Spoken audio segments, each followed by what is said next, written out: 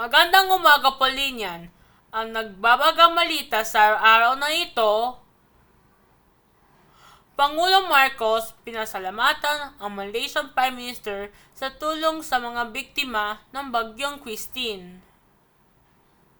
Pinasalamatan ni Pangulong Ferdinand Marcos Jr. si Malaysian Prime Minister Anwar Ibrahim dahil sa tulong na ibinigay sa Pilipinas para sa mga biktima ng Bagyong Christine. Sa pag-uusap ng dalawang leader sa telepono, pinuri ni Pangulong Marcos ang deployment ng Malaysia ng Eurocopter EC-725 na naging mahalagang bahagi ng paghahatid ng agarang tulong sa mga komunidad na sinalanta ng baha. Kasabay nito, pinagtibay naman ni Anwar ang dedikasyon ng Malaysia sa pagtulong sa Pilipinas sa tuwing mayroong crisis na parte na mas pinalakas na samahan ng Association of Southeast Asian Nations sa pagtugon sa mga hamon sa rehiyon. Ayon naman kay Pangulong Marcos, ang air support na ibinigay ng Malaysia ay nagbigay daan para marating ang mga lugar na patuloy na nahihirapan sa matinding pagbaha at naging dahilan din para makapaghatid agad ng tulong sa mga pamilyang hindi maabot kung wala ang suporta ng naturang bansa.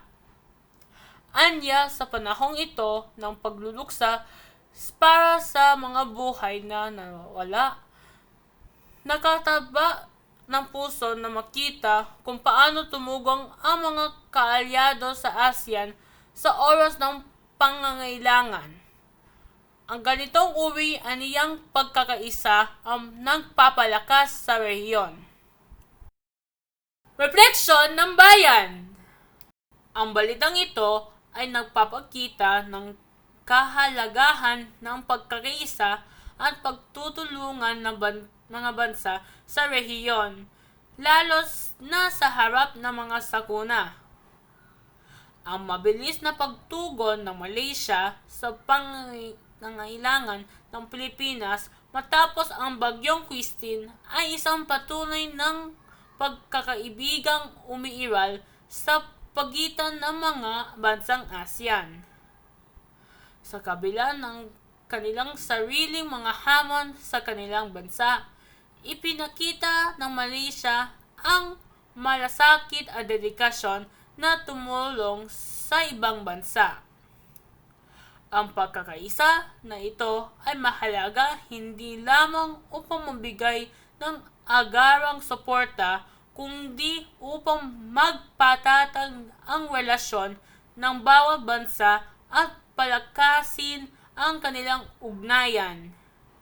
Sa mga ganitong pagkakataon ng sakuna, ipinapakita ang diwa ng ASEAN na ang pagtutulungan ay makapangyarihan tugong laban sa anumang pagsubok. At dito nagtatapos ang aking pagbabalita. 49 days na lang, Pasko na!